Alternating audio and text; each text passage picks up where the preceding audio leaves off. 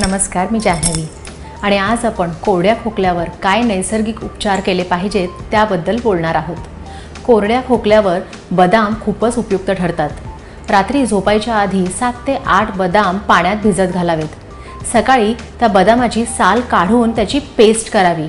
त्या पेस्टमध्ये लोणी आणि साखर घालून ती पेस्ट दिवसातून 2 वेळा घेतल्याने कोरड्या खोकल्यात आराम मिळतो। जर कोरड्या खोकल्याची ढास लागत असेल तर बडीशेप पाण्यात उकळून ते पाणी दिवसभरात थोडं थोडं घेत राहावं। त्याने कफ पातळ होऊन निघून जातो।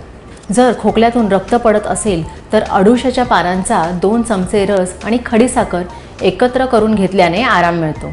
पाव चमचा दालचिनी पावडर, पाव चमचा खडीसाखर लोण्याबरोबर घेतल्याने सुद्धा आराम मिळतो। कोरड्या खोकल्यावर हळद खूपच गुणकारी ठरते। हळकुंड भाजून त्याचं पूड करून ठेवावं आणि मग अर्धा चमचा ही पावडर दुधातून दिवसातून 2 वेळा घेतल्याने कोरड्या खोकल्यात खूप आराम मिळतो।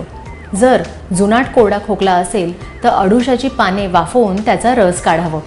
2 चमचे या पानांचा रस आणि 1 चमचा मध एकत्र करून घेतल्याने खोकला बरा होतो। लवंग तोंडात चघळल्याने सुद्धा या खोकल्यात खूप आराम मिळतो। आलं लसूणचा रस 1 चमचा, लिंबाचा रस 1 चमचा, पाव चमचा हळद, 1 चमचा मध आणि थोडीशी काळा मिरी एकत्र करून जर हे दिवसातून 3 वेळा घेतल्याने कुठल्याही प्रकारचा खोकला असेल तर त्यात आराम मिळतो। हे एक खूपच परिणामकारक औषध आहे। लहान मुलांना आपण याचं प्रमाण अर्ध करून देऊ शकतो। द्राक्ष, पपई, मूग, मुळा, कारली, आलं, लसूण या गोष्टींचा आपण आपल्या आहारामध्ये समावेश केला पाहिजे। तसंच आहारात तेलकट, थंड आणि रोड साईड पदार्थ आपण टाळले पाहिजेत। तर मग कोरड्या खोकल्यामध्ये असे साधे उपाय करा आणि आपली तब्येत सांभाळा।